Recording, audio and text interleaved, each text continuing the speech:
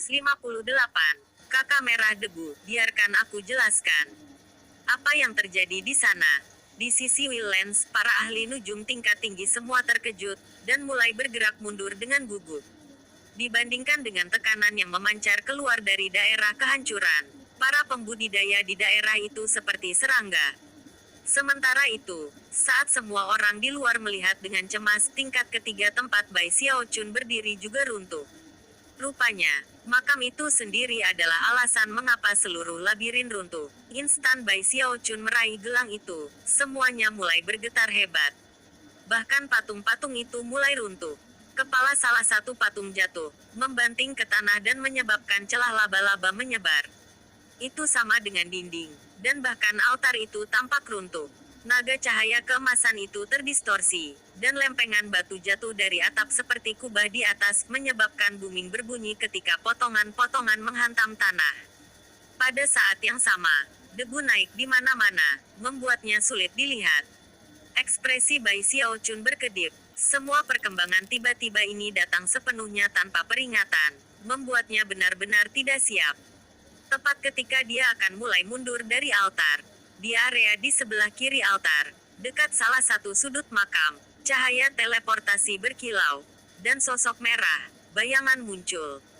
Beberapa saat kemudian, patung terdekat mulai runtuh, menyebabkan sosok bayangan itu mengibaskan lengan baju dan membuat patung itu menjadi puing-puing. Saat debu beterbangan, sosok bayangan mulai melaju ke arah Bai Xiaochun dan altar. Bai Xiaochun segera mengenali siapa yang telah berteleportasi ke dalam ruangan. Nyonya Merah Debu. Ekspresi Nyonya Merah Debu suram, dan matanya terbakar amarah. Sama seperti Bai Xiaochun sebelumnya, dia agak bingung. Dia baru saja menyelesaikan persidangannya dengan api, dan kemudian dipindahkan ke tempat ini untuk menemukan semuanya runtuh. Meskipun dia tidak yakin apa yang sebenarnya terjadi, ketika dia melihat Bai Xiaochun dan gelang yang akan dia masukkan ke dalam tasnya, dia tahu itu adalah jiwa dewa. Pada saat itu, semuanya diklik. Dia belum menempati posisi pertama, Bai Xiaochun. Dan dia telah mencapai jiwa dewa di hadapannya. Sungguh kurang ajar, teriaknya. Kamu bahkan tidak memenuhi syarat untuk menyebut nama Nyonya Merah Debu.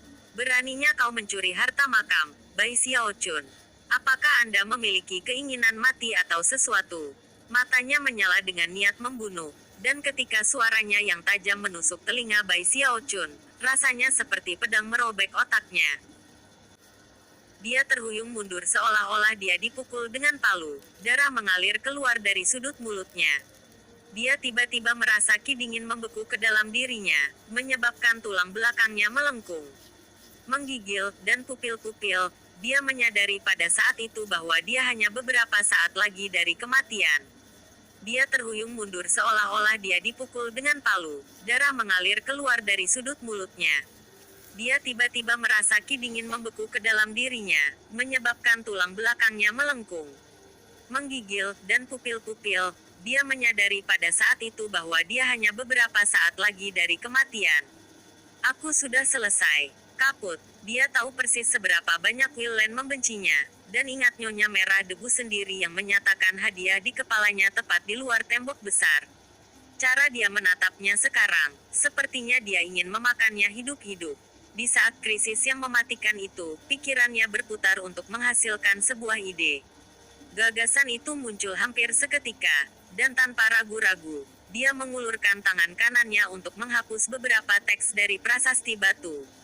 Tujuannya adalah menghapus teks tentang kutukan itu, tetapi dari apa yang Nyonya Merah Debu katakan, dia dengan segera berusaha menghapus semua kata-kata itu. Matanya melebar, dan dia melambaikan tangannya, mengirimkan embusan angin untuk membanting ke arahnya. Bixis Red Dust, biar saya jelaskan. Namun, darah menyembur keluar dari mulutnya saat ia jatuh dari prasasti batu. Namun, karena dia sudah sangat dekat, dia masih bisa menghapus satu baris teks itu. Tampak jelas bahwa dia mencoba untuk memenangkan hati wanita itu, yang merupakan satu-satunya pilihan yang dia miliki saat ini. Pada saat yang hampir bersamaan ketika Bai Xiaochun terbang menjauh dari altar, pukulan Nyonya Merah Debu mendarat, dan altar itu hancur berkeping-keping, meninggalkan prasasti yang melayang di sana sendirian. Beberapa puing terbang mengenai Bai Xiaochun, menyebabkan lebih banyak darah menyembur keluar dari mulutnya. Beberapa puing terbang mengenai Bai Xiaochun, menyebabkan lebih banyak darah menyembur keluar dari mulutnya. Beberapa puing terbang mengenai Bai Xiaochun, menyebabkan lebih banyak darah menyembur keluar dari mulutnya. Dia berusaha membunuhku. Bai Xiaochun gemetar ketika dia melarikan diri, tidak bisa berhenti memikirkan fakta bahwa dia pada dasarnya terjebak di sebuah ruangan kecil dengan nyonya merah debu. Dia seperti naga yang mengamuk dan meledak dan dia seperti kelinci kecil. Tidak mungkin dia akan tenang. Dan jika dia memukulnya dengan pukulan mematikan, dia akan terbunuh seketika. Dia sudah menyesal mengambil jiwa dewa, dan menyesali semua yang telah dilakukannya dalam uji coba peningkatan roh. Bagaimana dia bisa tahu bahwa dia akan menempati posisi pertama? Mari kita berharap bahwa rasa ingin tahu nyonya merah debu mendapatkan yang lebih baik darinya. Dan bahwa dia memahami fakta bahwa aku akan menghapus naskah pada teks, lalu menyelesaikan pekerjaan. Berkali-kali, ia berdoa dalam hati agar hal itu terjadi. Aku benar-benar tidak mengambil posisi satu dengan sengaja. Serunya dengan suara gemetar, Biksis Red Dust, kau harus percaya padaku. Bahkan ketika altar dihancurkan, dan retakan menyebar ke prasasti batu mengambang, nyonya merah debu muncul di depannya.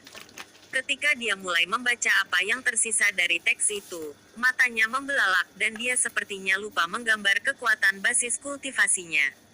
Melihat bahwa nyonya merah debu telah terganggu oleh prasasti batu, Bai Xiaochun segera mulai bergerak cepat mencari jalan keluar.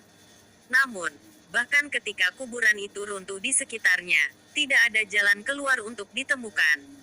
Sialan, di mana pintu keluar? Pasti ada satu di sekitar sini. Jika Kaisar Agung generasi kedua pergi ke masalah memberi seseorang jiwa deva, dia harus memberikan jalan keluar juga. Kalau tidak, apa gunanya? Mata Bai Xiaochun benar-benar merah. Akhirnya, dia berteriak dan menggunakan heks kematiannya. Kekuatan heks abadi dapat menembus kedua formasi mantra dan darat, dan meskipun itu tidak bekerja di labirin, mengingat semuanya runtuh, ia harus mencobanya di sini. Namun, tepat ketika dia akan mengambil langkah, nyonya merah debu mendengus dingin, menatapnya, dan melambaikan tangannya. Kekuatan heks abadi dapat menembus kedua formasi mantra dan darat, dan meskipun itu tidak bekerja di labirin, mengingat semuanya runtuh, ia harus mencobanya di sini.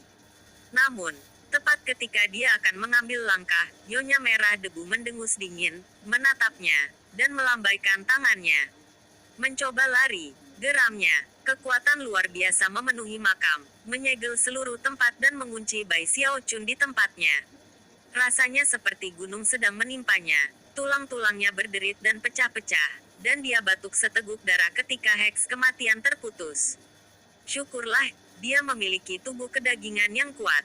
Sebelum hal lain bisa terjadi, dia membuang setumpuk item sihir yang ditingkatkan. Ada puluhan, beberapa dari mereka dengan peningkatan roh 3 kali lipat, beberapa dengan peningkatan 6 kali lipat. Tiba-tiba, dia meledakkan mereka, menciptakan ledakan besar yang mendorong pasukan yang menumpasnya.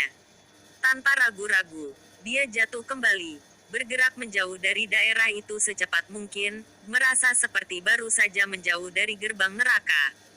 Biksis Red Dust, serunya, ambil saja jiwa dewa, oke. Kenapa kita tidak bicara saja-saja? Nyonya merah debu berbalik untuk menatapnya.